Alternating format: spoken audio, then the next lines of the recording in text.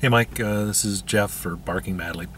Wanted to give it some thoughts or some comments as I've been moving towards trying to do what you're doing with a little rotary vane style or anemometer style windmill. I got myself a little hard drive spindle like you did, and it spins really nice. Only thing I was thinking about is if when you have the vanes on there, you're going to get a lot of lateral and I don't know what the name. Can't remember what the name of the different torque loads are on it, but don't know how well this will hold up. It feels pretty good, but don't know. And this thing's designed to do what, 5,000, 6,000 RPM, and just spin this little platter. Don't know. Give it something to try, and clearly you'll be doing it that way, so we can get some ideas. But anyways, I was thinking about using little electric fans. Originally I was thinking about like a box fan or one of those little oscillating head fans. Found this thing though, and the other half had it that she used to have in her old office, and doesn't move that easily. But it's kind of the idea where you use kind of like the idea with the spindle, have something that already has bearings, but maybe something that's a little bit beefier. And when I mentioned it to one of the guys at work, he brought up an industrial equipment fan like this, and this thing is really easy to spin. I mean, just barely blowing on it and it'll spin around just fine. And no, I can't use it this way. We actually used the compressed air and a nozzle on it, spun this thing up to about 2,000 RPM, and it's 115 volt AC, and we got, I think, 0.2 of a volt out of it. So clearly not something we could do that way, but something I was definitely thinking of. Use this to mount, the magnets and then the coils around the edge.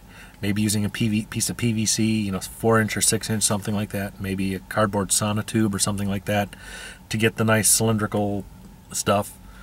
This one sucks. It's got, there you can see it a little bit, 3 different screws that mount this on there. It comes off nice and easy. The only problem is it doesn't have a center hole, so trying to align this is going to be a bitch.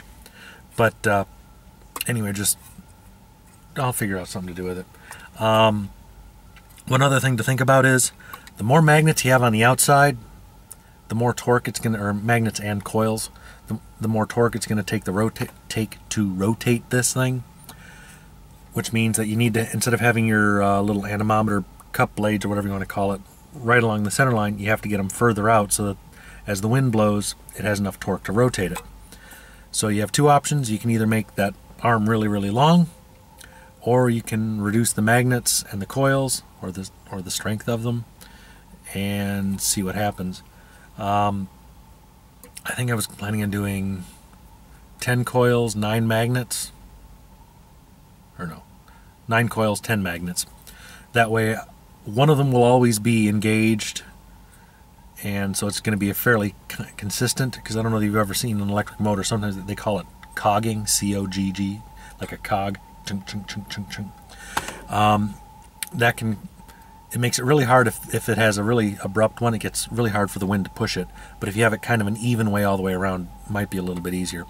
But still, once this thing goes under load and you're trying to recharge something, those coils and magnets are going to stiffen this thing up a lot, and you could need a lot of torque. So either you have to reduce the number or strength of the coils and magnets, or you need to make your windmill thing a lot wider, have a lot larger torque axis. The only problem is when you get it longer like this, it moves slower. Think about driving a tricycle at 10 miles an hour and driving a 10-speed at 10 miles an hour.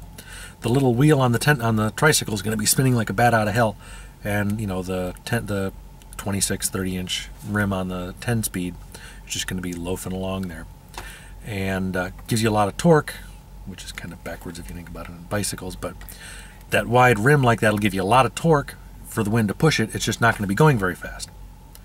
Downside of that is the voltage you generate with this thing is dependent on how much speed you have. So the faster you get, the better the higher the voltage.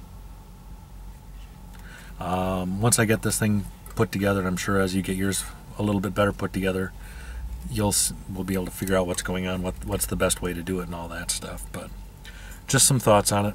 Oh, I don't know whether I know you've kind of thought about a final fixture since you're using that Harley Davidson gear cover, whatever that's called. I I don't know how you're going to seal this thing, your whole system, up against the corrosive, the marine air is not exactly friendly to electronics or bearings or anything like that, so I have no clue how you're going to do that. I'm a little bit worried about how this is going to work, and I'm out here in the desert in California. I mean, I have to worry about dust, so. But at any rate, one thing at a time, I guess.